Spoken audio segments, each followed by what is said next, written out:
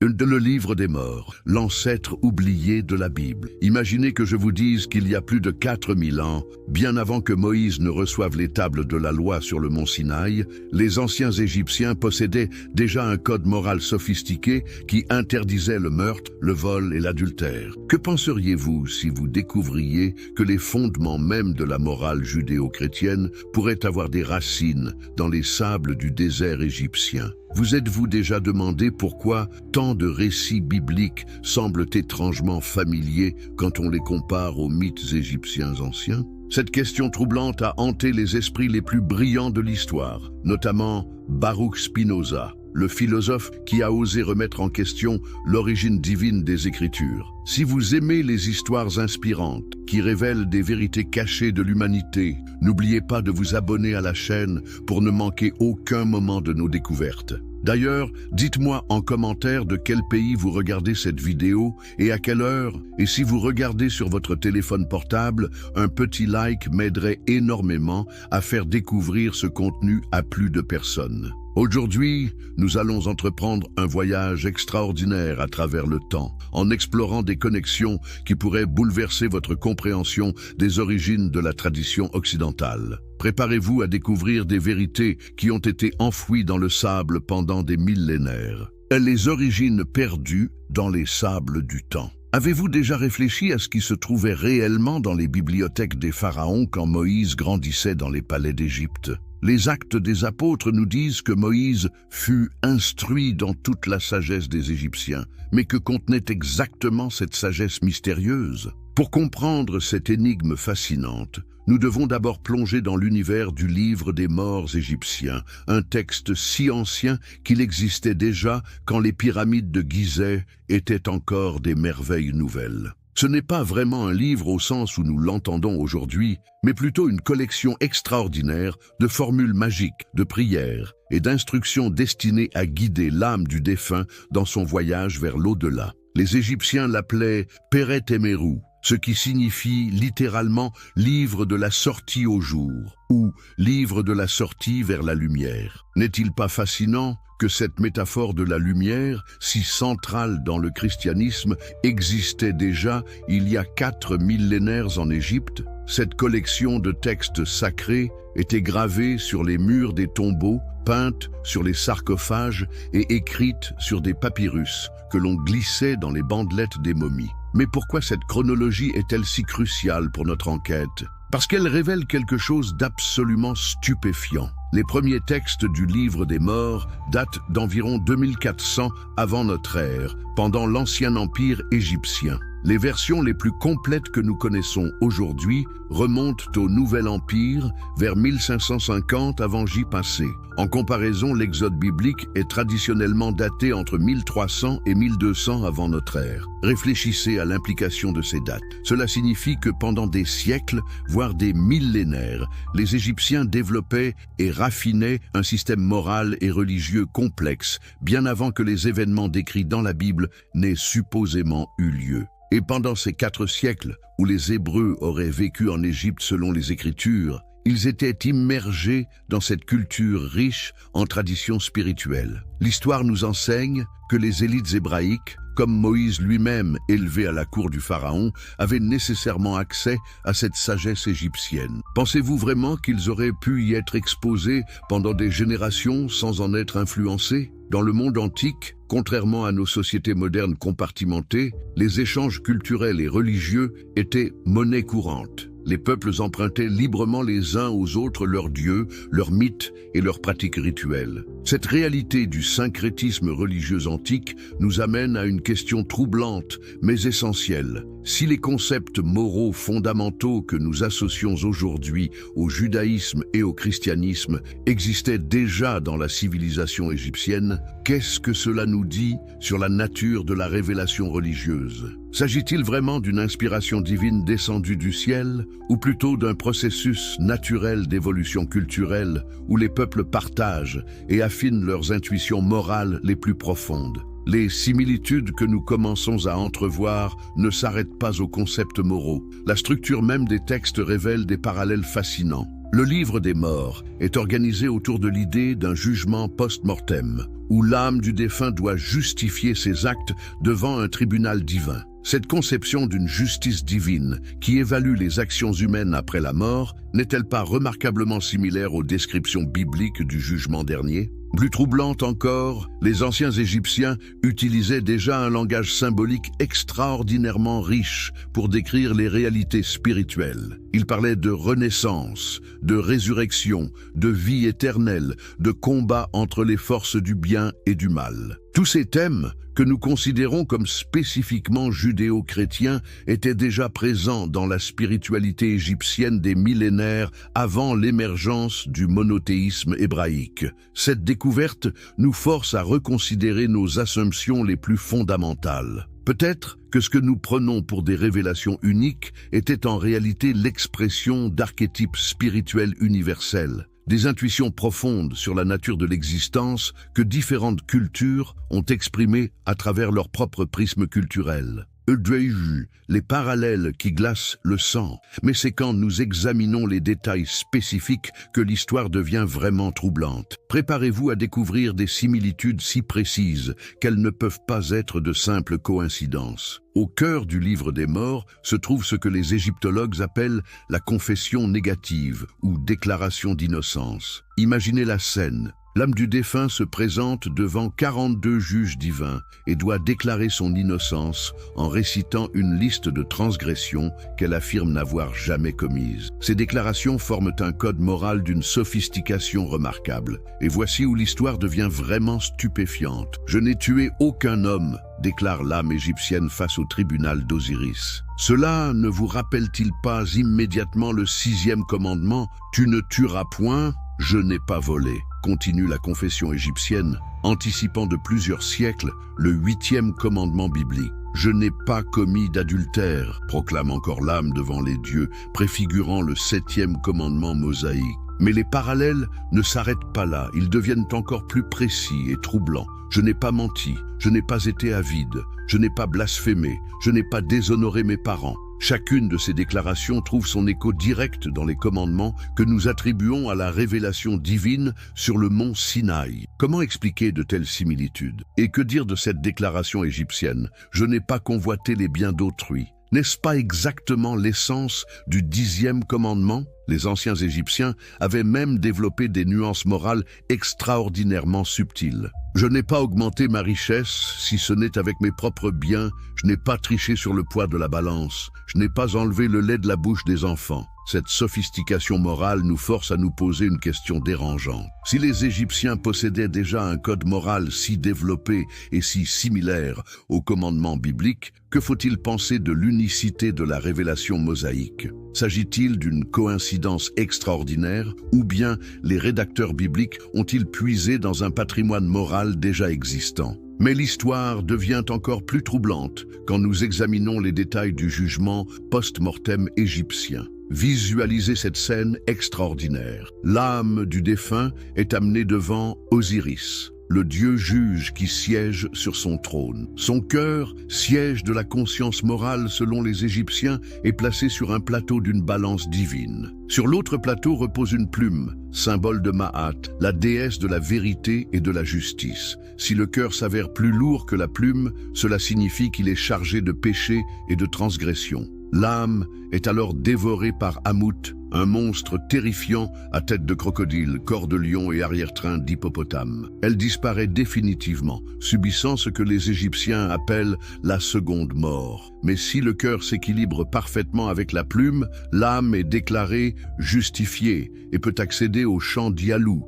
l'équivalent égyptien du paradis. Cette conception du jugement divin, avec sa balance cosmique qui pèse les actions humaines, ne vous semble-t-elle pas étrangement familière? N'est-ce pas exactement la même idée que nous retrouvons dans l'Apocalypse de Jean, où les morts sont jugés selon leurs œuvres? Cette notion de justification par les actes, centrale dans la spiritualité égyptienne, n'a-t-elle pas profondément marqué la théologie judéo-chrétienne? Mais les parallèles deviennent encore plus troublants quand nous étudions les figures divines elles-mêmes. Prenez Horus, l'un des dieux les plus importants du panthéon égyptien. Sa naissance est décrite comme miraculeuse. Sa mère, Isis, le conçoit après la mort de son père Osiris, grâce à une intervention divine. Horus naît le 25 décembre, dans une grotte, annoncée par une étoile à l'Orient et visitée par 3 rois mages qui lui apportent des présents. Ces détails ne vous rappellent-ils rien? Horus est appelé la lumière du monde, le bon pasteur, l'agneau de Dieu. Il est baptisé à l'âge de 30 ans par une figure appelée Anup, le baptiseur. Il accomplit des miracles, guérit les malades, ressuscite les morts. Il marche sur l'eau et nourrit des multitudes avec quelques pains. Il a 12 disciples et est trahi par l'un d'entre eux. Finalement, Horus est crucifié, meurt et ressuscite au 3e jour. Il est souvent représenté avec ses bras étendus en forme de croix. Les premières représentations chrétiennes du Christ reprennent d'ailleurs souvent l'iconographie d'Horus, notamment la figure de la mère tenant l'enfant divin, qui inspirera plus tard les représentations de la Vierge à l'enfant. Comment expliquer de telles similitudes? S'agit-il de coïncidences extraordinaires ou bien d'un patrimoine mythologique commun que les premières communautés chrétiennes ont adapté à leur propre message? Cette question nous amène naturellement à considérer d'autres figures du panthéon égyptien. Seth, le frère d'Osiris, incarne le mal, la tromperie et le chaos. Il est souvent représenté comme un être rouge, tentateur et destructeur, qui s'oppose constamment aux forces du bien. Cette figure du mal personnifié, qui sème la discorde et corrompt les âmes, ne préfigure-t-elle pas Satan dans la tradition judéo-chrétienne? Et que dire d'Isis, la mère divine, protectrice et intercesseuse, qui pleure son fils mort et se réjouit de sa résurrection? Cette figure de la mère compatissante, qui intercède auprès des dieux en faveur des humains, n'annonce-t-elle pas le rôle que jouera Marie dans la théologie chrétienne? Même Thoth, le dieu de la sagesse et de l'écriture, présente des parallèles troublants avec le concept chrétien du logos. Thoth est la parole créatrice des dieux, celui par qui toute chose est créée et ordonnée. Il est le scribe divin qui enregistre les pensées et les actes des humains. Cette conception d'une parole divine créatrice n'est-elle pas remarquablement similaire à l'ouverture de l'évangile de Jean? Au commencement était le Verbe, et le Verbe était avec Dieu, et le Verbe était Dieu. Ces parallèles s'étendent même aux pratiques rituelles. Les Égyptiens pratiquaient déjà une forme de baptême dans les eaux sacrées du Nil, considérée comme une renaissance spirituelle. Ils partagèrent des repas sacrés où le pain et la bière, l'équivalent du vin dans cette civilisation, étaient consommés en communion avec les dieux. Ces pratiques rituelles de purification et de communion divine, développées des millénaires avant le christianisme, ne jettent-elles pas une lumière troublante sur l'origine des sacrements chrétiens? Même la croix, symbole par excellence du christianisme, trouve son précurseur dans l'Ankh égyptien, la croix de vie, symbole de l'éternité et de la résurrection. Les premiers chrétiens d'Égypte utilisèrent d'ailleurs souvent l'Ankh comme symbole christique, avant que la croix latine ne s'impose définitivement. Face à toutes ces similitudes troublantes, une question s'impose. Comment la tradition judéo-chrétienne peut-elle prétendre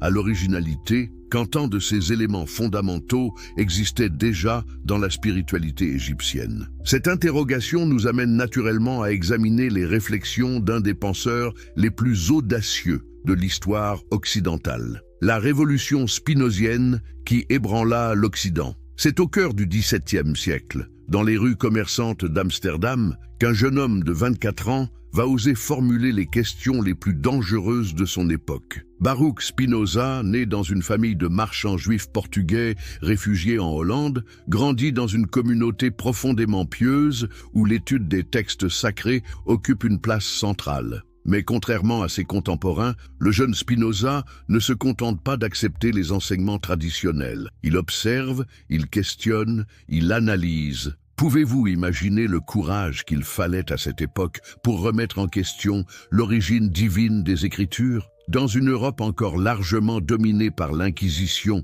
et les guerres de religion, où le blasphème était puni de mort, Spinoza va développer une méthode révolutionnaire d'analyse des textes bibliques qui changera à jamais notre compréhension de la religion. En 1656, à l'âge de 24 ans seulement, Spinoza est solennellement excommunié par la communauté juive d'Amsterdam. Le hérem prononcé contre lui est d'une violence inouïe. Maudit soit-il le jour, maudit soit-il la nuit, maudit soit-il quand il se couche, et maudit soit-il quand il se lève, maudit soit-il quand il sort, et maudit soit-il quand il entre. Que pouvait-il bien avoir dit ou écrit pour mériter une telle condamnation? Spinoza avait osé suggérer que Moïse n'était pas l'auteur du Pentateuque, que les miracles décrits dans la Bible pouvaient s'expliquer par des causes naturelles, et que les prophètes n'étaient que des hommes dotés d'une imagination particulièrement vive. Mais surtout, il avait commencé à développer une méthode historique et philologique d'analyse des textes sacrés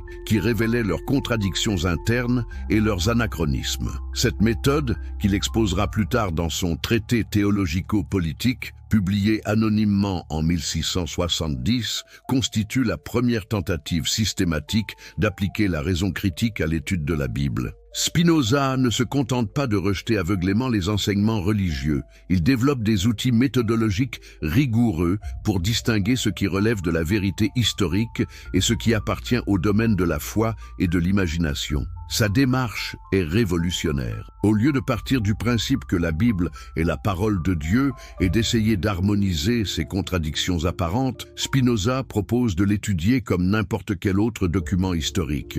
Il examine le style littéraire, le vocabulaire, les références culturelles, les anachronismes, les variantes des manuscrits. Cette approche, que nous appelons aujourd'hui la critique historico-littéraire, était absolument inédite à son époque. Les conclusions auxquelles arrive Spinoza sont explosives. Il démontre que le Pentateuque ne peut pas avoir été écrit par Moïse puisqu'il contient des références à des événements postérieurs à sa mort supposée. Il relève de nombreuses contradictions internes dans les récits bibliques, des doublons qui suggèrent la fusion de traditions différentes, des variations de style qui indiquent une multiplicité d'auteurs. Mais plus troublant encore, Spinoza commence à identifier des influences externes dans la formation des textes bibliques. Il note des similitudes frappantes entre certains récits bibliques et les mythologies des peuples environnants. Cette observation le conduit à formuler une hypothèse révolutionnaire. Et si les auteurs bibliques avaient puisé dans le patrimoine culturel et religieux de leur époque pour construire leur propre récit? Cette intuition spinozienne était d'une audace extraordinaire pour l'époque, mais elle s'avère prémonitoire quand nous la confrontons aux découvertes archéologiques modernes. Les tablettes cunéiformes découvertes en Mésopotamie révèlent que le récit du déluge, que nous croyions unique à la Bible, existait déjà dans l'épopée de Gilgamesh, composée plus de 1000 ans avant les premiers textes bibliques. Le code de Hammurabi, datant de 1750 avant notre ère, contient des lois remarquablement similaires à celles du Lévitique. Spinoza pressentait ces découvertes. Dans une formule qui résume toute sa philosophie, il écrivait « La vérité est norme d'elle-même ». Pour lui, la vérité n'a pas besoin d'autorité extérieure pour s'imposer. Elle porte en elle-même sa propre évidence. Cette conviction l'amène à rejeter catégoriquement l'idée que nous devions adapter notre raison aux Écritures. C'est exactement l'inverse qui doit se produire.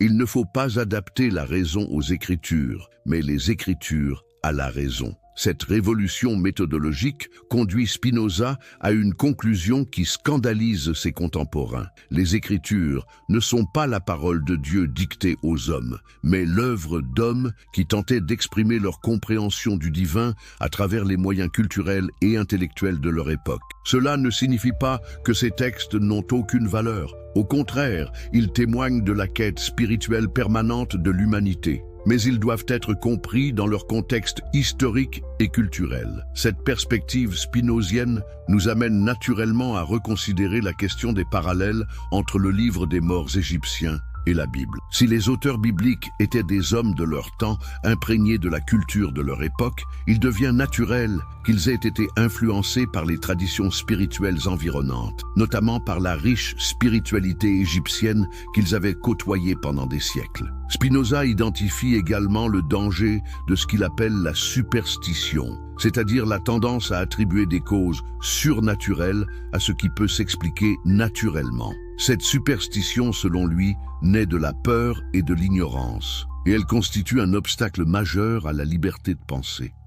Les hommes préfèrent souvent les explications miraculeuses aux explications rationnelles parce qu'elles les dispensent de l'effort de comprendre. Mais Spinoza ne s'arrête pas à cette critique destructrice. Il propose une vision positive de la religion qu'il distingue soigneusement de la superstition. Pour lui, la vraie religion consiste dans la pratique de la justice et de la charité. Peu importe les croyances métaphysiques particulières, ce qui compte, c'est la transformation morale qu'opère la foi dans la vie des croyants. Cette distinction spinozienne entre la foi et la philosophie est cruciale. La foi, selon lui, ne vise pas à établir des vérités théoriques sur la nature de Dieu ou du cosmos. Elle vise à promouvoir l'obéissance morale et la piété pratique. La philosophie, quant à elle, cherche la vérité rationnelle sans se préoccuper des implications morales ou pratiques de ses découvertes. Cette séparation permet à Spinoza de critiquer rationnellement les Écritures sans pour autant nier leur valeur spirituelle. Même si les récits bibliques ne sont pas historiquement exacts, même s'ils contiennent des influences extérieures, ils peuvent néanmoins continuer à inspirer la vie morale et spirituelle des croyants. La vérité historique et la vérité spirituelle appartiennent à des ordres différents. Cette vision spinozienne était d'une modernité extraordinaire. Elle anticipe de plusieurs siècles les développements de la critique biblique moderne et de la théologie libérale. Elle offre aussi une perspective équilibrée sur la question qui nous occupe. Les influences égyptiennes dans la formation de la tradition biblique ne diminuent en rien la valeur spirituelle de cette tradition. Elles témoignent simplement du fait que la quête du divin est un phénomène humain universel qui s'exprime à travers des formes culturelles diverses. L'impact de la pensée spinozienne fut considérable, même si elle ne fut pleinement comprise et acceptée qu'après sa mort. Ses idées influencèrent profondément les philosophes des Lumières, notamment Voltaire et Diderot, qui développèrent sa critique de la religion révélée. Elles inspirèrent aussi les premiers exégètes modernes, qui appliquèrent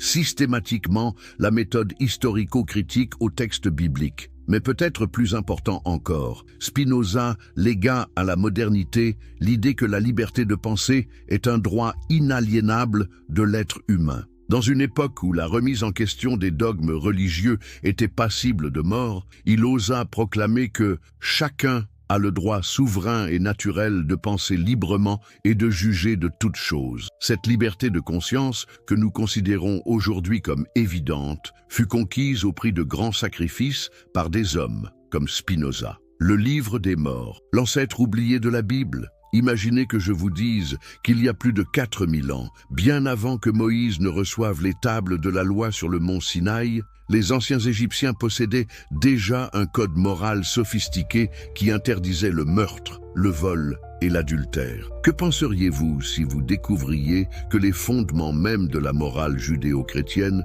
pourraient avoir des racines dans les sables du désert égyptien? Vous êtes-vous déjà demandé pourquoi tant de récits bibliques semblent étrangement familiers quand on les compare aux mythes égyptiens anciens? Cette question troublante a hanté les esprits les plus brillants de l'histoire, notamment Baruch Spinoza, le philosophe qui a osé remettre en question l'origine divine des Écritures. Si vous aimez les histoires inspirantes qui révèlent des vérités cachées de l'humanité, n'oubliez pas de vous abonner à la chaîne pour ne manquer aucun moment de nos découvertes. D'ailleurs, dites-moi en commentaire de quel pays vous regardez cette vidéo et à quelle heure. Et si vous regardez sur votre téléphone portable, un petit like m'aiderait énormément à faire découvrir ce contenu à plus de personnes. Aujourd'hui, nous allons entreprendre un voyage extraordinaire à travers le temps, en explorant des connexions qui pourraient bouleverser votre compréhension des origines de la tradition occidentale. Préparez-vous à découvrir des vérités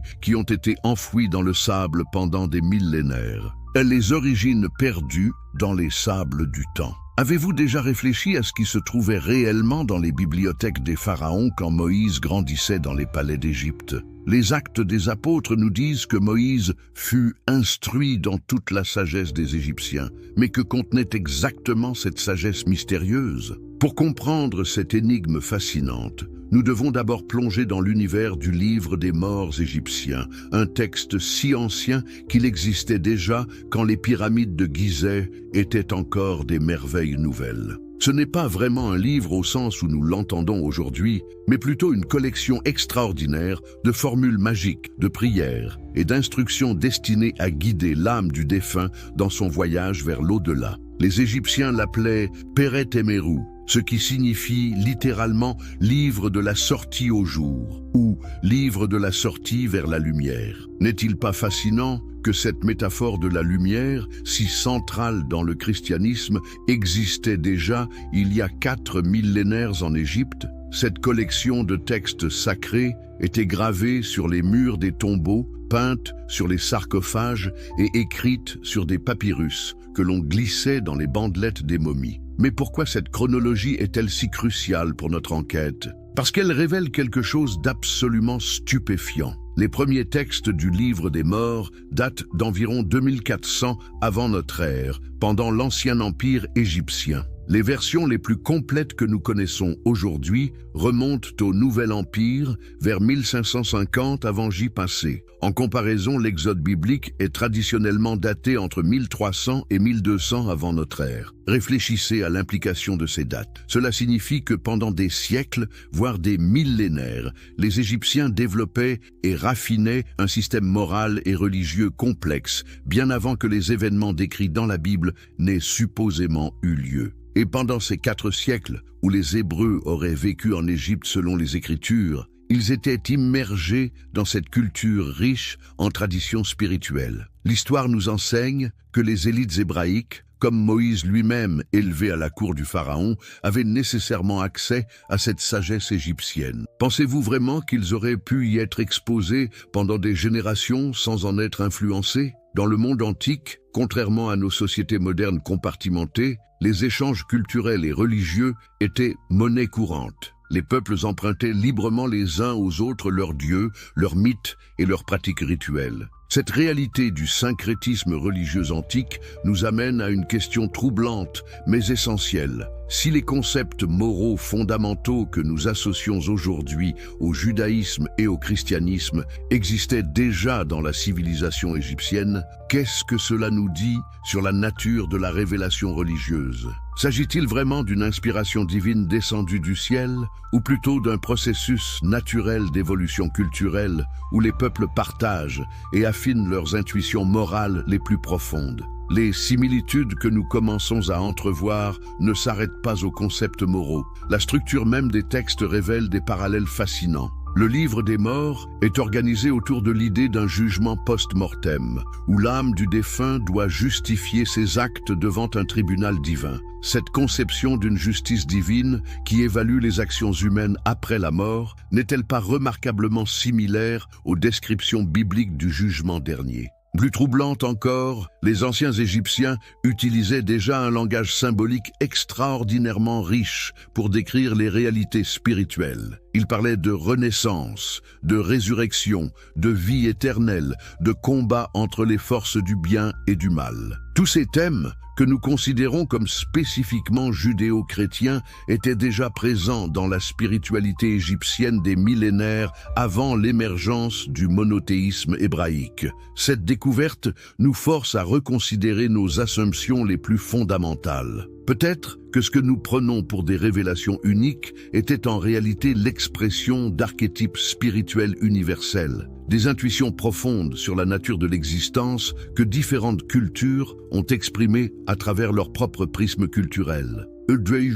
Les parallèles qui glacent le sang, mais c'est quand nous examinons les détails spécifiques que l'histoire devient vraiment troublante. Préparez-vous à découvrir des similitudes si précises qu'elles ne peuvent pas être de simples coïncidences. Au cœur du livre des morts se trouve ce que les égyptologues appellent la confession négative ou déclaration d'innocence. Imaginez la scène. L'âme du défunt se présente devant 42 juges divins et doit déclarer son innocence en récitant une liste de transgressions qu'elle affirme n'avoir jamais commises. Ces déclarations forment un code moral d'une sophistication remarquable. Et voici où l'histoire devient vraiment stupéfiante. « Je n'ai tué aucun homme », déclare l'âme égyptienne face au tribunal d'Osiris. Cela ne vous rappelle-t-il pas immédiatement le 6e commandement « Tu ne tueras point », je n'ai pas volé, continue la confession égyptienne, anticipant de plusieurs siècles le 8e commandement biblique. Je n'ai pas commis d'adultère, proclame encore l'âme devant les dieux, préfigurant le 7e commandement mosaïque. Mais les parallèles ne s'arrêtent pas là, ils deviennent encore plus précis et troublants. Je n'ai pas menti, je n'ai pas été avide, je n'ai pas blasphémé, je n'ai pas déshonoré mes parents. Chacune de ces déclarations trouve son écho direct dans les commandements que nous attribuons à la révélation divine sur le mont Sinaï. Comment expliquer de telles similitudes? Et que dire de cette déclaration égyptienne? Je n'ai pas convoité les biens d'autrui. N'est-ce pas exactement l'essence du 10e commandement? Les anciens Égyptiens avaient même développé des nuances morales extraordinairement subtiles. Je n'ai pas augmenté ma richesse, si ce n'est avec mes propres biens, je n'ai pas triché sur le poids de la balance, je n'ai pas enlevé le lait de la bouche des enfants. Cette sophistication morale nous force à nous poser une question dérangeante. Si les Égyptiens possédaient déjà un code moral si développé et si similaire au commandement biblique, que faut-il penser de l'unicité de la révélation mosaïque? S'agit-il d'une coïncidence extraordinaire ou bien les rédacteurs bibliques ont-ils puisé dans un patrimoine moral déjà existant? Mais l'histoire devient encore plus troublante quand nous examinons les détails du jugement post-mortem égyptien. Visualisez cette scène extraordinaire. L'âme du défunt est amenée devant Osiris, le dieu juge qui siège sur son trône. Son cœur, siège de la conscience morale selon les Égyptiens, est placé sur un plateau d'une balance divine. Sur l'autre plateau repose une plume, symbole de Maat, la déesse de la vérité et de la justice. Si le cœur s'avère plus lourd que la plume, cela signifie qu'il est chargé de péché et de transgression. L'âme est alors dévorée par Amout, un monstre terrifiant à tête de crocodile, corps de lion et arrière-train d'hippopotame. Elle disparaît définitivement, subissant ce que les Égyptiens appellent la seconde mort. Mais si le cœur s'équilibre parfaitement avec la plume, l'âme est déclarée justifiée et peut accéder au champ d'Yalou, l'équivalent égyptien du paradis. Cette conception du jugement divin, avec sa balance cosmique qui pèse les actions humaines, ne vous semble-t-elle pas étrangement familière? N'est-ce pas exactement la même idée que nous retrouvons dans l'Apocalypse de Jean, où les morts sont jugés selon leurs œuvres? Cette notion de justification par les actes, centrale dans la spiritualité égyptienne, n'a-t-elle pas profondément marqué la théologie judéo-chrétienne? Mais les parallèles deviennent encore plus troublants quand nous étudions les figures divines elles-mêmes. Prenez Horus, l'un des dieux les plus importants du panthéon égyptien. Sa naissance est décrite comme miraculeuse. Sa mère, Isis, le conçoit après la mort de son père Osiris, grâce à une intervention divine. Horus naît le 25 décembre, dans une grotte, annoncée par une étoile à l'Orient et visitée par 3 rois mages qui lui apportent des présents. Ces détails ne vous rappellent-ils rien? Horus est appelé la lumière du monde, le bon pasteur, l'agneau de Dieu. Il est baptisé à l'âge de 30 ans par une figure appelée Anup, le baptiseur. Il accomplit des miracles, guérit les malades, ressuscite les morts. Il marche sur l'eau et nourrit des multitudes avec quelques pains. Il a 12 disciples et est trahi par l'un d'entre eux. Finalement, Horus est crucifié, meurt et ressuscite au 3e jour. Il est souvent représenté avec ses bras étendus en forme de croix. Les premières représentations chrétiennes du Christ reprennent d'ailleurs souvent l'iconographie d'Horus, notamment la figure de la mère tenant l'enfant divin, qui inspirera plus tard les représentations de la Vierge à l'enfant. Comment expliquer de telles similitudes? S'agit-il de coïncidences extraordinaires ou bien d'un patrimoine mythologique commun que les premières communautés chrétiennes ont adapté à leur propre message? Cette question nous amène naturellement à considérer d'autres figures du panthéon égyptien. Seth, le frère d'Osiris, incarne le mal, la tromperie et le chaos. Il est souvent représenté comme un être rouge, tentateur et destructeur, qui s'oppose constamment aux forces du bien. Cette figure du mal personnifié, qui sème la discorde et corrompt les âmes, ne préfigure-t-elle pas Satan dans la tradition judéo-chrétienne? Et que dire d'Isis, la mère divine, protectrice et intercesseuse, qui pleure son fils mort et se réjouit de sa résurrection? Cette figure de la mère compatissante, qui intercède auprès des dieux en faveur des humains, n'annonce-t-elle pas le rôle que jouera Marie dans la théologie chrétienne? Même Thoth, le dieu de la sagesse et de l'écriture, présente des parallèles troublants avec le concept chrétien du logos. Thoth est la parole créatrice des dieux, celui par qui toute chose est créée et ordonnée. Il est le scribe divin qui enregistre les pensées et les actes des humains. Cette conception d'une parole divine créatrice n'est-elle pas remarquablement similaire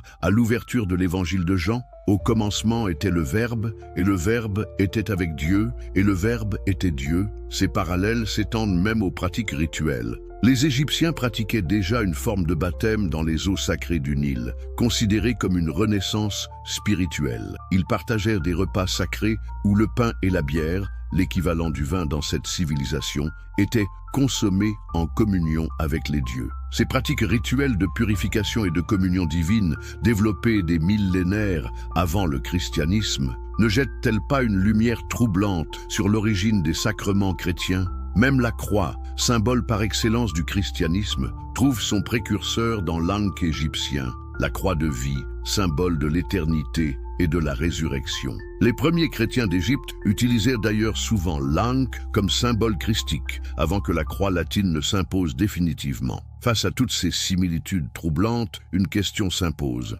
Comment la tradition judéo-chrétienne peut-elle prétendre à l'originalité quand tant de ces éléments fondamentaux existaient déjà dans la spiritualité égyptienne? Cette interrogation nous amène naturellement à examiner les réflexions d'un des penseurs les plus audacieux de l'histoire occidentale, la révolution spinozienne qui ébranla l'Occident. C'est au cœur du XVIIe siècle, dans les rues commerçantes d'Amsterdam, qu'un jeune homme de 24 ans va oser formuler les questions les plus dangereuses de son époque. Baruch Spinoza, né dans une famille de marchands juifs portugais réfugiés en Hollande, grandit dans une communauté profondément pieuse où l'étude des textes sacrés occupe une place centrale. Mais contrairement à ses contemporains, le jeune Spinoza ne se contente pas d'accepter les enseignements traditionnels. Il observe, il questionne, il analyse. Pouvez-vous imaginer le courage qu'il fallait à cette époque pour remettre en question l'origine divine des Écritures ?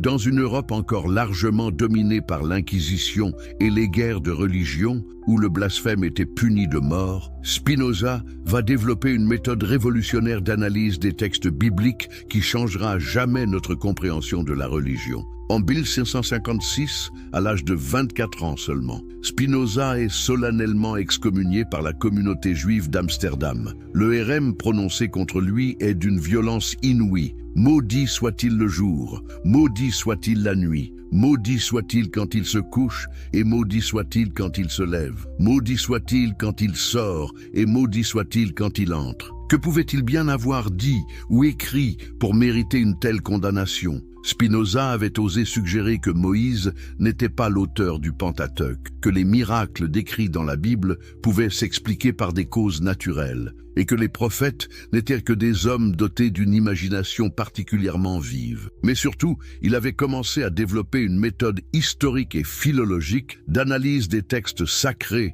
qui révélaient leurs contradictions internes et leurs anachronismes. Cette méthode, qu'il exposera plus tard dans son traité théologico-politique, publié anonymement en 1670, constitue la première tentative systématique d'appliquer la raison critique à l'étude de la Bible. Spinoza ne se contente pas de rejeter aveuglément les enseignements religieux. Il développe des outils méthodologiques rigoureux pour distinguer ce qui relève de la vérité historique et ce qui appartient au domaine de la foi et de l'imagination. Sa démarche est révolutionnaire. Au lieu de partir du principe que la Bible est la parole de Dieu et d'essayer d'harmoniser ces contradictions apparentes, Spinoza propose de l'étudier comme n'importe quel autre document historique. Il examine le style littéraire, le vocabulaire, les références culturelles, les anachronismes, les variantes des manuscrits. Cette approche, que nous appelons aujourd'hui la critique historico-littéraire, était absolument inédite à son époque. Les conclusions auxquelles arrive Spinoza sont explosives. Il démontre que le Pentateuque ne peut pas avoir été écrit par Moïse puisqu'il contient des références à des événements postérieurs à sa mort supposée. Il relève de nombreuses contradictions internes dans les récits bibliques, des doublons qui suggèrent la fusion de traditions différentes, des variations de style qui indiquent une multiplicité d'auteurs. Mais plus troublant encore, Spinoza commence à identifier des influences externes moderne dans la formation des textes bibliques. Il note des similitudes frappantes entre certains récits bibliques et les mythologies des peuples environnants. Cette observation le conduit à formuler une hypothèse révolutionnaire. Et si les auteurs bibliques avaient puisé dans le patrimoine culturel et religieux de leur époque pour construire leur propre récit? Cette intuition spinozienne était d'une audace extraordinaire pour l'époque, mais elle s'avère prémonitoire quand nous la confrontons aux découvertes archéologiques modernes. Les tablettes cunéiformes découvertes en Mésopotamie révèlent que le récit du déluge, que nous croyions unique à la Bible, existait déjà dans l'épopée de Gilgamesh, composée plus de 1000 ans avant les premiers textes bibliques. Le code de Hammurabi, datant de 1750 avant notre ère, contient des lois remarquablement similaires à celles du Lévitique. Spinoza pressentait ces découvertes. Dans une formule qui résume toute sa philosophie, il écrivait « La vérité est norme d'elle-même ». Pour lui, la vérité n'a pas besoin d'autorité extérieure pour s'imposer. Elle porte en elle-même sa propre évidence. Cette conviction l'amène à rejeter catégoriquement l'idée que nous devions adapter notre raison aux Écritures. C'est exactement l'inverse qui doit se produire. Il ne faut pas adapter la raison aux Écritures, mais les Écritures à la raison. Cette révolution méthodologique conduit Spinoza à une conclusion qui scandalise ses contemporains. Les Écritures ne sont pas la parole de Dieu dictée aux hommes, mais l'œuvre d'hommes qui tentaient d'exprimer leur compréhension du divin à travers les moyens culturels et intellectuels de leur époque. Cela ne signifie pas que ces textes n'ont aucune valeur. Au contraire, ils témoignent de la quête spirituelle permanente de l'humanité. Mais ils doivent être compris dans leur contexte historique et culturel. Cette perspective spinozienne nous amène naturellement à reconsidérer la question des parallèles entre le livre des morts égyptiens et la Bible. Si les auteurs bibliques étaient des hommes de leur temps, imprégnés de la culture de leur époque, il devient naturel qu'ils aient été influencés par les traditions spirituelles environnantes, notamment par la riche spiritualité égyptienne qu'ils avaient côtoyée pendant des siècles. Spinoza identifie également le danger de ce qu'il appelle la superstition, c'est-à-dire la tendance à attribuer des causes surnaturelles à ce qui peut s'expliquer naturellement. Cette superstition, selon lui, naît de la peur et de l'ignorance, et elle constitue un obstacle majeur à la liberté de penser. Les hommes préfèrent souvent les explications miraculeuses aux explications rationnelles parce qu'elles les dispensent de l'effort de comprendre. Mais Spinoza ne s'arrête pas à cette critique destructrice. Il propose une vision positive de la religion qu'il distingue soigneusement de la superstition. Pour lui, la vraie religion consiste dans la pratique de la justice et de la charité. Peu importe les croyances métaphysiques particulières, ce qui compte, c'est la transformation morale qu'opère la foi dans la vie des croyants. Cette distinction spinozienne entre la foi et la philosophie est cruciale. La foi, selon lui, ne vise pas à établir des vérités théoriques sur la nature de Dieu ou du cosmos. Elle vise à promouvoir l'obéissance morale et la piété pratique. La philosophie, quant à elle, cherche la vérité rationnelle sans se préoccuper des implications morales ou pratiques de ses découvertes. Cette séparation permet à Spinoza de critiquer rationnellement les Écritures sans pour autant nier leur valeur spirituelle. Même si les récits bibliques ne sont pas historiquement exacts, même s'ils contiennent des influences extérieures, ils peuvent néanmoins continuer à inspirer la vie morale et spirituelle des croyants. La vérité historique et la vérité spirituelle appartiennent à des ordres différents. Cette vision spinozienne était d'une modernité extraordinaire. Elle anticipe de plusieurs siècles les développements de la critique biblique moderne et de la théologie libérale. Elle offre aussi une perspective équilibrée sur la question qui nous occupe. Les influences égyptiennes dans la formation de la tradition biblique ne diminuent en rien la valeur spirituelle de cette tradition. Elles témoignent simplement du fait que la quête du divin est un phénomène humain universel qui s'exprime à travers des formes culturelles diverses. L'impact de la pensée spinozienne fut considérable, même si elle ne fut pleinement comprise et acceptée qu'après sa mort. Ces idées influencèrent profondément les philosophes des Lumières, notamment Voltaire et Diderot, qui développèrent sa critique de la religion révélée. Elles inspirèrent aussi les premiers exégètes modernes, qui appliquèrent systématiquement la méthode historico-critique aux textes bibliques. Mais peut-être plus important encore, Spinoza légua à la modernité l'idée que la liberté de penser est un droit inaliénable de l'être humain. Dans une époque où la remise en question des dogmes religieux était passible de mort, il osa proclamer que chacun a le droit souverain et naturel de penser librement et de juger de toutes choses. Cette liberté de conscience, que nous considérons aujourd'hui comme évidente, fut conquise au prix de grands sacrifices par des hommes comme Spinoza. Si cette exploration historique vous passionne autant qu'elle me fascine, n'hésitez pas à vous abonner à la chaîne pour ne manquer aucune de nos découvertes sur les mystères de l'histoire ancienne. Et dites-moi en commentaire de quel pays vous nous regardez et à quelle heure cette vidéo vous trouve. Si vous êtes sur votre téléphone, un petit like m'aiderait énormément à faire découvrir ce contenu à d'autres passionnés d'histoire. Mais les intuitions de Spinoza n'étaient que le début d'une révolution bien plus vaste qui allait secouer les fondements de notre compréhension du passé. Quand la science moderne révèle les secrets enfouis. Imaginez un instant que vous puissiez remonter le temps et assister à la naissance de l'égyptologie moderne. Nous sommes en 1799, en Égypte, où les soldats de Napoléon découvrent par hasard une pierre noire couverte d'inscriptions mystérieuses près de la ville de Rosette. Qui aurait pu imaginer que cette découverte fortuite allait révolutionner notre compréhension de l'histoire ancienne et confirmer de manière spectaculaire les intuitions de Spinoza. La pierre de Rosette, avec ses 3 écritures différentes, hiéroglyphique, démotique et grec ancien, devient la clé qui permet enfin de déchiffrer les secrets de l'ancienne Égypte. Mais ce que les premiers égyptologues découvrent en traduisant les textes hiéroglyphiques dépasse toutes leurs attentes. Ils ne trouvent pas seulement des récits de pharaons et de batailles, ils découvrent une spiritualité d'une sophistication extraordinaire, des textes moraux d'une profondeur remarquable et surtout des parallèles troublants avec les traditions que l'Occident croyait uniques.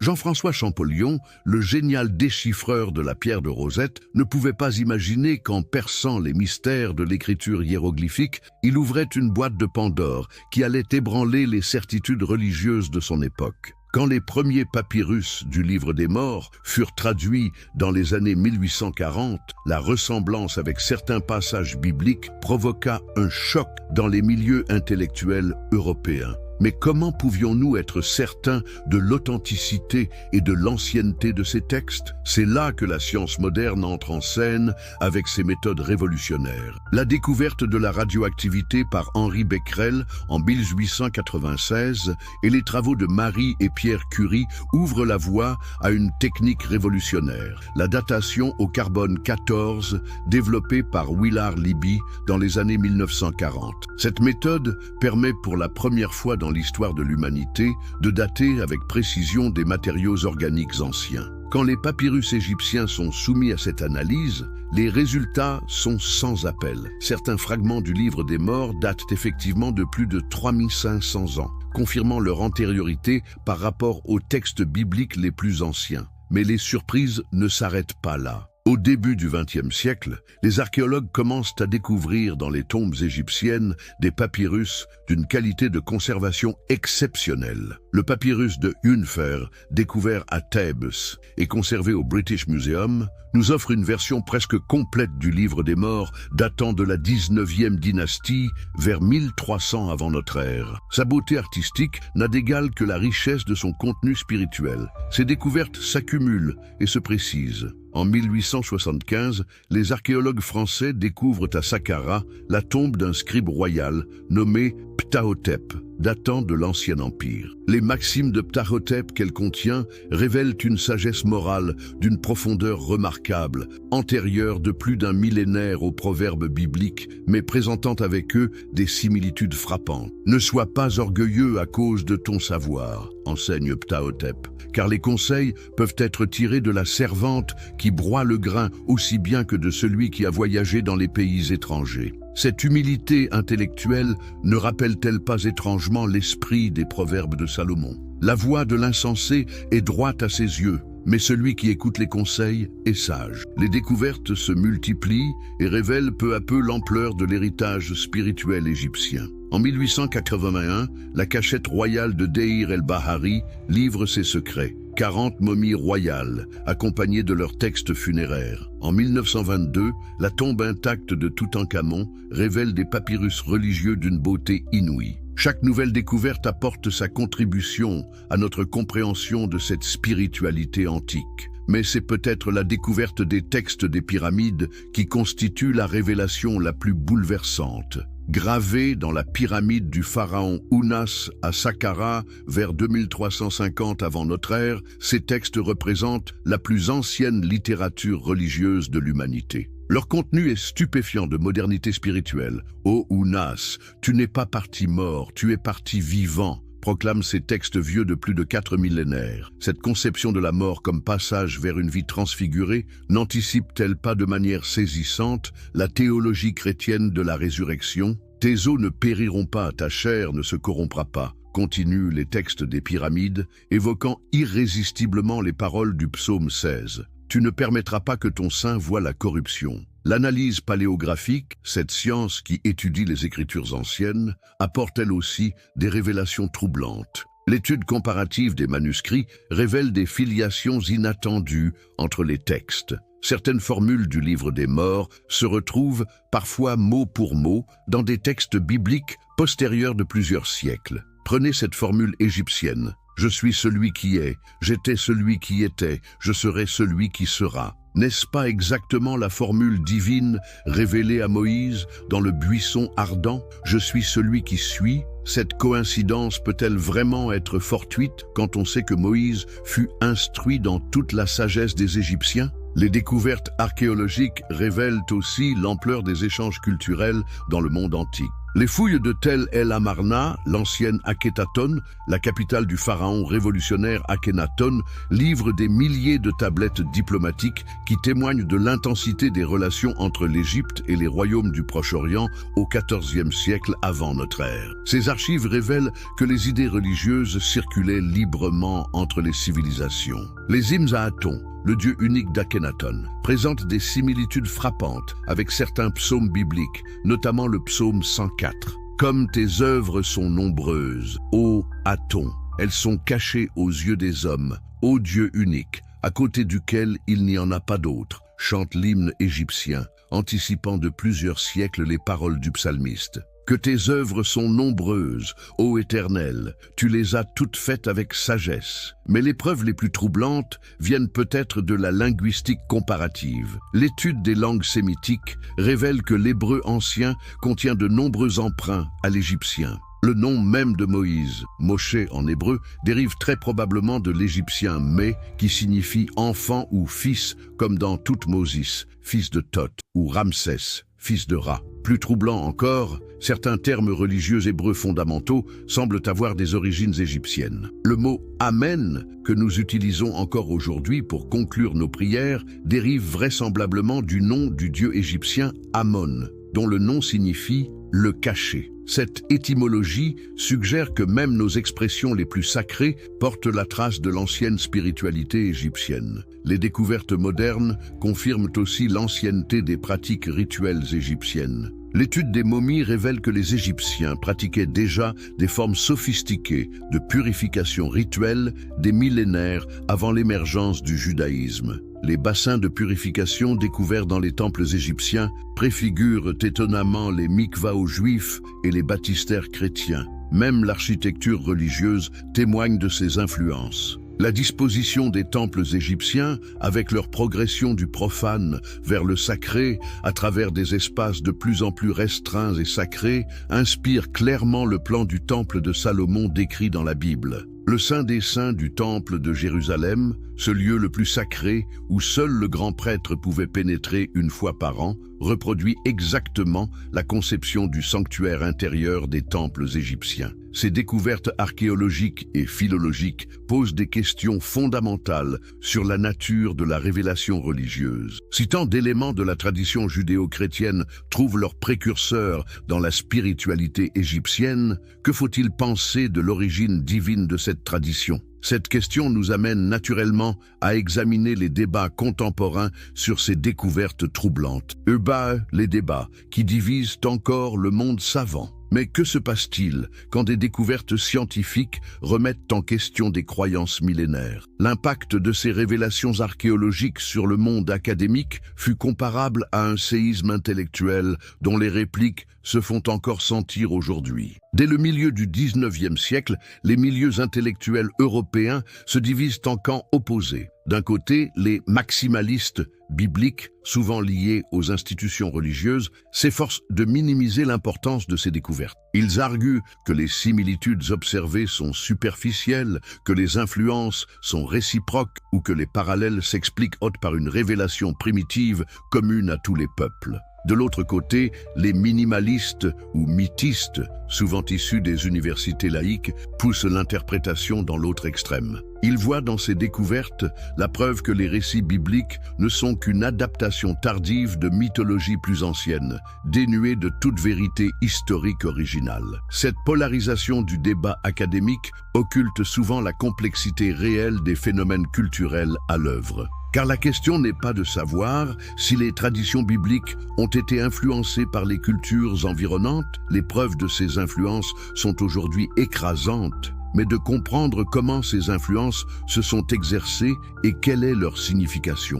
L'école allemande d'exégèse biblique, héritière de la méthode spinozienne, développe au XIXe siècle des outils d'analyse de plus en plus sophistiqués. Julius Wellhausen et son école identifient dans le Pentateuque différentes sources documentaires qu'ils datent d'époques diverses. Cette théorie documentaire révèle que les textes bibliques sont le fruit d'un long processus de composition, de compilation et de rédaction qui s'étend sur plusieurs siècles. Cette découverte change fondamentalement notre compréhension de la formation des traditions religieuses. Au lieu d'une révélation unique et immédiate, nous découvrons un processus complexe d'élaboration théologique où différentes traditions se mélangent, s'influencent mutuellement et évoluent au fil du temps. Les découvertes de Ras Shamra, en 1929, apportent une confirmation spectaculaire de ces théories. Les tablettes cunéiformes d'Ougarit révèlent une mythologie cananéenne d'une richesse extraordinaire, avec des récits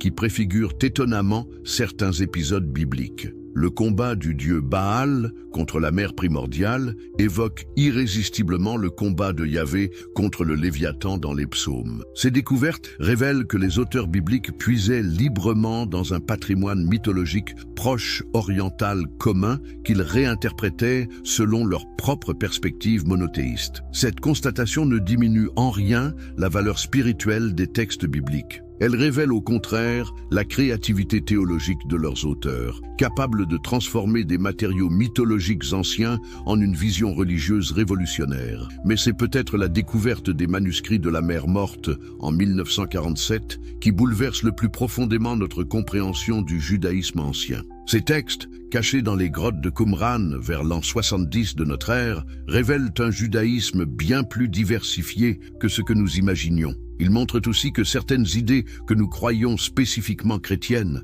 comme l'attente d'un Messie souffrant ou la notion de résurrection des morts, existaient déjà dans certains milieux juifs avant l'époque de Jésus. Ces découvertes confirment que le christianisme naissant s'enracine dans un terreau religieux complexe où s'entremêlent traditions juives, influences hellénistiques et peut-être même réminiscences de l'ancienne spiritualité égyptienne transmise par les communautés juives d'Alexandrie. L'apport de l'anthropologie religieuse moderne enrichit encore notre compréhension de ces phénomènes. Les travaux de Claude Lévi-Strauss sur les structures mythologiques révèlent que certains archétypes narratifs se retrouvent dans toutes les cultures humaines. Cette découverte suggère que les similitudes entre traditions religieuses différentes peuvent s'expliquer non seulement par des influences directes, mais aussi par des structures mentales communes à l'espèce humaine. Cette perspective anthropologique réconcilie en partie les positions maximalistes et minimalistes. Les traditions religieuses puisent à la fois dans des archétypes universels et dans des influences culturelles spécifiques. Elles expriment des aspirations spirituelles communes à travers des formes culturelles particulières. Les progrès de l'archéologie biblique apportent eux aussi des nuances importantes au débat. Les fouilles de Jéricho, de Jérusalem, de Dan révèlent une réalité historique complexe qui ne correspond pas exactement aux récits bibliques, mais qui ne les invalide pas non plus complètement. Elle suggère que les auteurs bibliques travaillaient à partir de traditions historiques authentiques qu'ils réinterprétaient selon leur propre perspective théologique. Cette approche nuancée permet de dépasser les polémiques stériles entre croyants et incroyants pour adopter une démarche véritablement scientifique. Les influences égyptiennes dans la formation des traditions bibliques ne constituent ni une preuve de leur fausseté, ni une menace pour leur valeur spirituelle. Elles témoignent simplement du fait que la révélation divine, si elle existe, s'exprime à travers des médiations humaines et culturelles. Cette perspective ouvre des horizons nouveaux pour le dialogue interreligieux. Si les grandes traditions spirituelles de l'humanité puisent dans un patrimoine symbolique commun, elles ne sont plus condamnées à s'opposer comme des vérités exclusives. Elles peuvent se comprendre comme des expressions différentes d'une même quête spirituelle fondamentale. Les travaux récents de l'école française d'égyptologie, notamment ceux de Jan Assmann sur la mémoire culturelle, révèlent comment les traditions religieuses se transmettent et se transforment à travers les générations. Cette transmission n'est jamais mécanique. Elle implique toujours une réinterprétation créatrice qui adapte l'héritage ancien aux défis du présent. Cette compréhension dynamique de la tradition religieuse nous aide à saisir comment la spiritualité égyptienne a pu influencer les traditions ultérieures tout en se transformant profondément dans ce processus. Les auteurs bibliques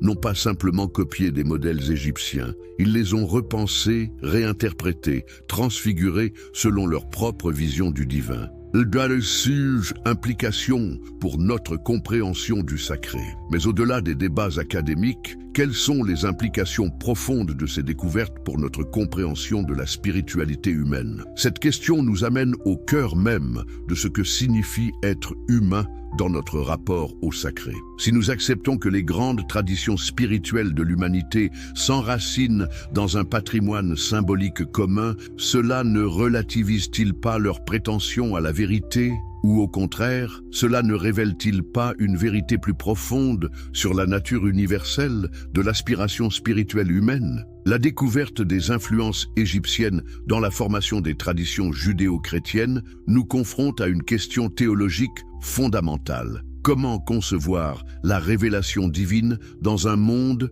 où les influences culturelles s'entremêlent de manière si complexe? La théologie moderne a développé plusieurs réponses à cette question troublante. Certains théologiens, dans la lignée de Spinoza, adoptent une approche naturaliste de la révélation. Pour eux, Dieu se révèle à travers l'histoire humaine et les processus culturels naturels. Les influences égyptiennes dans la Bible ne constituent pas un obstacle à la révélation divine. Elles en sont au contraire l'un des vecteurs. Dieu utilise la médiation des cultures humaines pour communiquer sa vérité. Cette perspective permet de préserver la dimension divine de la révélation tout en reconnaissant sa dimension pleinement humaine. Elle rejoint d'ailleurs l'intuition des pères de l'Église qui parlaient de préparation évangélique pour désigner les vérités spirituelles présentes dans les religions antérieures au christianisme. D'autres théologiens développent une approche plus radicale, inspirée de la théologie de la libération.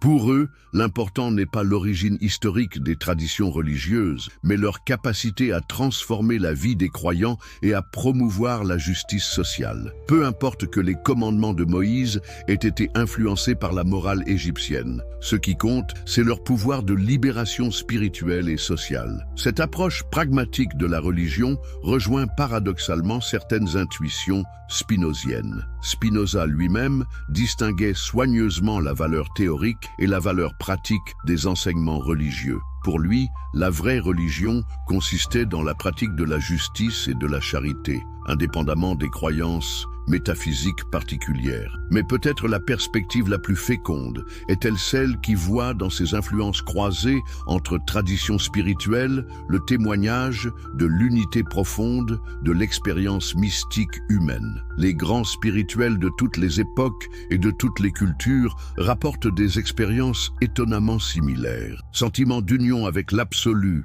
expérience de l'amour universel, intuition de l'unité fondamentale de toute existence. Cette convergence des témoignages mystiques suggère que par-delà la diversité des formes culturelles, il existe peut-être une structure commune à l'expérience spirituelle humaine. Les archétypes religieux que nous retrouvons dans toutes les civilisations, le héros sauveur, la mère divine, le sage législateur, le combat cosmique entre le bien et le mal, témoignerait de cette structure universelle de la psyché humaine face au mystère de l'existence. Cette perspective, développée notamment par Carl Gustav Jung dans sa psychologie analytique, réconcilie respect des traditions particulières et reconnaissance de leur dimension universelle. Chaque tradition spirituelle exprime à sa manière des vérités archétypiques communes à l'humanité tout entière. L'influence égyptienne sur les traditions judéo-chrétiennes ne ferait que confirmer cette intuition. Elle révélerait que la sagesse spirituelle de l'humanité se transmet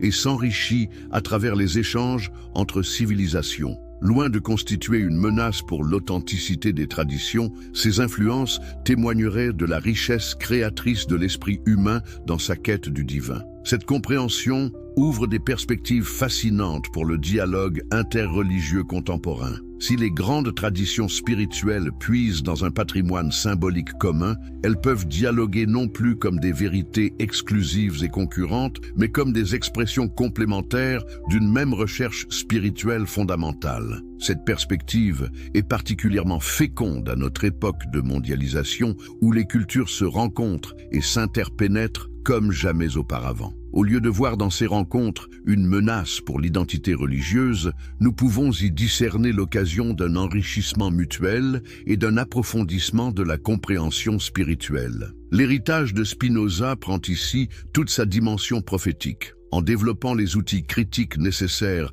à l'analyse historique des traditions religieuses, il a ouvert la voie non à la destruction de la foi, mais à sa maturation. Une foi adulte peut affronter les questions historiques les plus troublantes sans perdre sa substance spirituelle. Drug, la synthèse finale. Quand l'histoire révèle la sagesse. Nous voici arrivés au terme de ce voyage extraordinaire à travers les méandres de l'histoire spirituelle de l'humanité. Que pouvons-nous retenir de cette exploration fascinante des liens entre l'ancienne sagesse égyptienne et les traditions qui ont façonné l'Occident ? La première leçon de notre enquête est peut-être la plus troublante. Rien n'est vraiment nouveau sous le soleil. Les aspirations spirituelles les plus profondes de l'humanité, celles que nous croyons parfois uniques à notre tradition, se révèlent être des constantes universelles qui traversent les civilisations et les millénaires. La soif de justice, l'espérance d'une vie au-delà de la mort, la recherche d'un sens à l'existence, la quête d'union avec l'absolu, tous ces élans du cœur humain s'expriment déjà avec une force saisissante dans les papyrus du livre des morts. Cette découverte peut d'abord dérouter, voire choquer ceux qui voient dans leur tradition religieuse une révélation unique et sans précédent. Mais ne peut-elle pas aussi nous émouvoir profondément, car elle révèle que nous participons d'une aventure spirituelle qui dépasse infiniment nos particularismes culturels et religieux. Elle nous montre que nous sommes les héritiers d'une sagesse millénaire qui s'est transmise de génération en génération, s'enrichissant et se purifiant à travers les âges.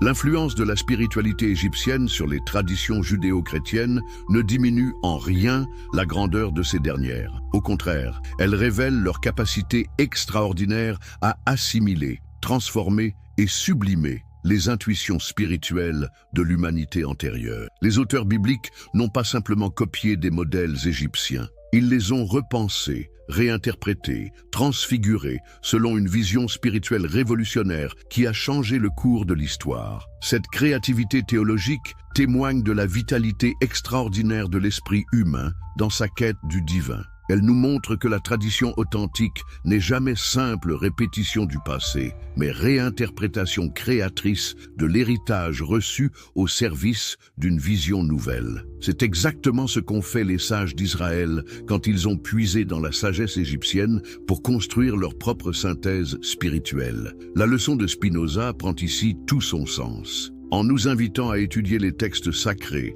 avec les outils de la raison critique, il ne cherchait pas à détruire la foi, mais à la libérer de la superstition et de l'ignorance. Une foi éclairée par la connaissance historique ne peut qu'être plus authentique qu'une foi aveugle fondée sur l'ignorance. Cette perspective spinozienne nous aide à dépasser la fausse alternative entre fidélité à la tradition et ouverture à la vérité historique. La vraie fidélité à une tradition spirituelle n'exige pas de nier ses influences historiques, mais de comprendre comment elle a su transformer ses influences en une vision spirituelle originale et féconde. Cette compréhension mature de la tradition religieuse ouvre des horizons nouveaux pour notre époque troublée. Dans un monde où les fanatismes religieux continuent de semer la division et la violence, la reconnaissance de notre patrimoine spirituel commun peut contribuer à rapprocher les peuples et les cultures. Si les grandes traditions spirituelles de l'humanité puisent dans les mêmes archétypes universels, si elles expriment les mêmes aspirations fondamentales à travers des formes culturelles différentes, alors le dialogue interreligieux n'est plus seulement possible, il devient nécessaire. Chaque tradition peut enrichir les autres en partageant sa propre compréhension de l'expérience spirituelle universelle. Cette vision ne conduit pas à un relativisme facile où toutes les opinions se valent. Car si les traditions spirituelles partagent des aspirations communes, elles ne se valent pas toutes dans leur capacité à promouvoir l'épanouissement humain et la justice sociale. L'histoire nous enseigne que certaines interprétations religieuses ont favorisé l'émancipation et la dignité humaine, tandis que d'autres ont justifié l'oppression et la violence. Le critère spinozien reste pertinent. Par leurs fruits, vous les reconnaîtrez. Une tradition spirituelle authentique se reconnaît à sa capacité à transformer positivement la vie de ses adhérents et à promouvoir le bien commun de l'humanité. Peu importe ses origines historiques complexes, ce qui compte, c'est sa fécondité spirituelle et morale. Cette perspective nous amène à une compréhension renouvelée de ce que peut signifier la révélation divine dans un monde où nous connaissons mieux que jamais les processus historiques et culturels qui président à la formation des traditions religieuses. La révélation ne se situe pas dans une dictée miraculeuse qui court-circuiterait les médiations humaines, mais dans la capacité extraordinaire de l'esprit humain à discerner le divin à travers l'histoire et la culture. Dieu se révélerait ainsi, non pas en dépit des influences culturelles, mais à travers elles. La sagesse égyptienne, la philosophie grecque, la mystique orientale, toutes ces traditions spirituelles constitueraient autant de vecteurs à travers lesquels l'esprit divin œuvre dans l'histoire humaine. La Bible ne serait-elle anthropologique, réconcilie en partie les positions maximalistes et minimalistes. Les traditions religieuses puisent à la fois dans des archétypes universels et dans des influences culturelles spécifiques. Elles expriment des aspirations spirituelles communes à travers des formes culturelles particulières. Les progrès de l'archéologie biblique apportent eux aussi des nuances importantes au débat. Les fouilles de Jéricho, de Jérusalem, de Dan révèlent une réalité historique complexe qui ne correspond pas exactement au récit biblique, mais qui ne les invalide pas non plus complètement. Elle suggère que les auteurs bibliques travaillaient à partir de traditions historiques authentiques qu'ils réinterprétaient selon leur propre perspective théologique. Cette approche nuancée permet de dépasser les polémiques stériles entre croyants et incroyants pour adopter une démarche véritablement scientifique. Les influences égyptiennes dans la formation des traditions bibliques ne constituent ni une preuve de leur fausseté, ni une menace pour leur valeur spirituelle. Elles témoignent simplement du fait que la révélation divine, si elle existe, s'exprime à travers des médiations humaines et culturelles. Cette perspective ouvre des horizons nouveaux pour le dialogue interreligieux. Si les grandes traditions spirituelles de l'humanité puisent dans un patrimoine symbolique commun, elles ne sont plus condamnées à s'opposer comme des vérités exclusives. Elles peuvent se comprendre comme des expressions différentes d'une même quête spirituelle fondamentale. Les travaux récents de l'école française d'égyptologie, notamment ceux de Jan Assmann sur la mémoire culturelle, révèlent comment les traditions religieuses se transmettent et se transforment à travers les générations. Cette transmission n'est jamais mécanique. Elle implique toujours une réinterprétation créatrice qui adapte l'héritage ancien aux défis du présent. Cette compréhension dynamique de la tradition religieuse nous aide à saisir comment la spiritualité égyptienne a pu influencer les traditions ultérieures tout en se transformant profondément dans ce processus. Les auteurs bibliques n'ont pas simplement copié des modèles égyptiens, ils les ont repensés, réinterprétés, transfigurés selon leur propre vision du divin.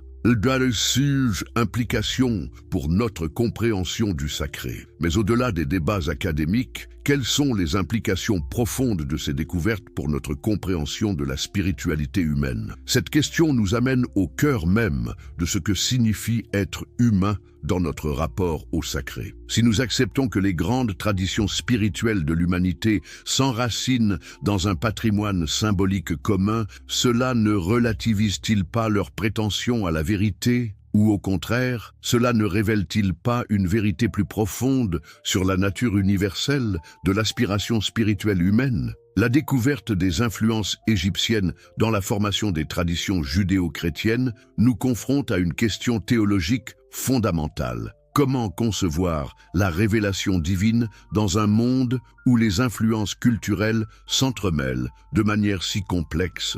La théologie moderne a développé plusieurs réponses à cette question troublante. Certains théologiens, dans la lignée de Spinoza, adoptent une approche naturaliste de la révélation. Pour eux, Dieu se révèle à travers l'histoire humaine et les processus culturels naturels. Les influences égyptiennes dans la Bible ne constituent pas un obstacle à la révélation divine. Elles en sont au contraire l'un des vecteurs. Dieu utilise la médiation des cultures humaines pour communiquer sa vérité. Cette perspective permet de préserver la dimension divine de la révélation tout en reconnaissant sa dimension pleinement humaine. Elle rejoint d'ailleurs l'intuition des pères de l'Église qui parlaient de préparation évangélique pour désigner les vérités spirituelles présentes dans les religions antérieures au christianisme. D'autres théologiens développent une approche plus radicale, inspirée de la théologie de la libération. Pour eux, l'important n'est pas l'origine historique des traditions religieuses, mais leur capacité à transformer la vie des croyants et à promouvoir la justice sociale. Peu importe que les commandements de Moïse aient été influencés par la morale égyptienne. Ce qui compte, c'est leur pouvoir de libération spirituelle et sociale. Cette approche pragmatique de la religion rejoint paradoxalement certaines intuitions spinoziennes. Spinoza lui-même distinguait soigneusement la valeur théorique et la valeur pratique des enseignements religieux. Pour lui, la vraie religion consistait dans la pratique de la justice et de la charité, indépendamment des croyances métaphysiques particulières. Mais peut-être la perspective la plus féconde est-elle celle qui voit dans ces influences croisées entre traditions spirituelles le témoignage de l'unité profonde de l'expérience mystique humaine. Les grands spirituels de toutes les époques et de toutes les cultures rapportent des expériences étonnamment similaires. Sentiment d'union avec l'absolu, expérience de l'amour universel, intuition de l'unité fondamentale de toute existence. Cette convergence des témoignages mystiques suggère que par-delà la diversité des formes culturelles, il existe peut-être une structure commune à l'expérience spirituelle humaine. Les archétypes religieux que nous retrouvons dans toutes les civilisations, le héros sauveur, la mère divine, le sage législateur, le combat cosmique entre le bien et le mal, témoignerait de cette structure universelle de la psyché humaine face au mystère de l'existence. Cette perspective, développée notamment par Carl Gustav Jung dans sa psychologie analytique, réconcilie respect des traditions particulières et reconnaissance de leur dimension universelle. Chaque tradition spirituelle exprime à sa manière des vérités archétypiques communes à l'humanité tout entière. L'influence égyptienne sur les traditions judéo-chrétiennes ne ferait que confirmer cette intuition. Elle révélerait que la sagesse spirituelle de l'humanité se transmet et s'enrichit à travers les échanges entre civilisations. Loin de constituer une menace pour l'authenticité des traditions, ces influences témoigneraient de la richesse créatrice de l'esprit humain dans sa quête du divin. Cette compréhension ouvre des perspectives fascinantes pour le dialogue interreligieux contemporain. Si les grandes traditions spirituelles puisent dans un patrimoine symbolique commun, elles peuvent dialoguer non plus comme des vérités exclusives et concurrentes, mais comme des expressions complémentaires d'une même recherche spirituelle fondamentale. Cette perspective est particulièrement féconde à notre époque de mondialisation où les cultures se rencontrent et s'interpénètrent comme jamais auparavant. Au lieu de voir dans ces rencontres une menace pour l'identité religieuse, nous pouvons y discerner l'occasion d'un enrichissement mutuel et d'un approfondissement de la compréhension spirituelle. L'héritage de Spinoza prend ici toute sa dimension prophétique. En développant les outils critiques nécessaires à l'analyse historique des traditions religieuses, il a ouvert la voie non à la destruction de la foi, mais à sa maturation. Une foi adulte peut affronter les questions historiques les plus troublantes sans perdre sa substance spirituelle. Drug, la synthèse finale. Quand l'histoire révèle la sagesse. Nous voici arrivés au terme de ce voyage extraordinaire à travers les méandres de l'histoire spirituelle de l'humanité. Que pouvons-nous retenir de cette exploration fascinante des liens entre l'ancienne sagesse égyptienne et les traditions qui ont façonné l'Occident? La première leçon de notre enquête est peut-être la plus troublante. Rien n'est vraiment nouveau sous le soleil. Les aspirations spirituelles les plus profondes de l'humanité, celles que nous croyons parfois uniques à notre tradition, se révèlent être des constantes universelles qui traversent les civilisations et les millénaires. La soif de justice, l'espérance d'une vie au-delà de la mort, la recherche d'un sens à l'existence, la quête d'union avec l'absolu, tous ces élans du cœur humain s'expriment déjà avec une force saisissante dans les papyrus du Livre des Morts. Cette découverte peut d'abord dérouter, voire choquer ceux qui voient dans leur tradition religieuse une révélation unique et sans précédent. Mais ne peut-elle pas aussi nous émouvoir profondément? Car elle révèle que nous participons d'une aventure spirituelle qui dépasse infiniment nos particularismes culturels et religieux. Elle nous montre que nous sommes les héritiers d'une sagesse millénaire qui s'est transmise de génération en génération, s'enrichissant et se purifiant à travers les âges. L'influence de la spiritualité égyptienne sur les traditions judéo-chrétiennes ne diminue en rien la grandeur de ces dernières. Au contraire, elle révèle leur capacité extraordinaire à assimiler, transformer et sublimer les intuitions spirituelles de l'humanité antérieure. Les auteurs bibliques n'ont pas simplement copié des modèles égyptiens. Ils les ont repensés, réinterprétés, transfigurés selon une vision spirituelle révolutionnaire qui a changé le cours de l'histoire. Cette créativité théologique témoigne de la vitalité extraordinaire de l'esprit humain dans sa quête du divin. Elle nous montre que la tradition authentique n'est jamais simple répétition du passé, mais réinterprétation créatrice de l'héritage reçu au service d'une vision nouvelle. C'est exactement ce qu'ont fait les sages d'Israël quand ils ont puisé dans la sagesse égyptienne pour construire leur propre synthèse spirituelle. La leçon de Spinoza prend ici tout son sens. En nous invitant à étudier les textes sacrés avec les outils de la raison critique, il ne cherchait pas à détruire la foi, mais à la libérer de la superstition et de l'ignorance. Une foi éclairée par la connaissance historique ne peut qu'être plus authentique qu'une foi aveugle fondée sur l'ignorance. Cette perspective spinozienne nous aide à dépasser la fausse alternative entre fidélité à la tradition et ouverture à la vérité historique. La vraie fidélité à une tradition spirituelle n'exige pas de nier ses influences historiques, mais de comprendre comment elle a su transformer ses influences en une vision spirituelle originale et féconde. Cette compréhension mature de la tradition religieuse ouvre des horizons nouveaux pour notre époque troublée. Dans un monde où les fanatismes religieux continuent de semer la division et la violence, la reconnaissance de notre patrimoine spirituel commun peut contribuer à rapprocher les peuples et les cultures. Si les grandes traditions spirituelles de l'humanité puisent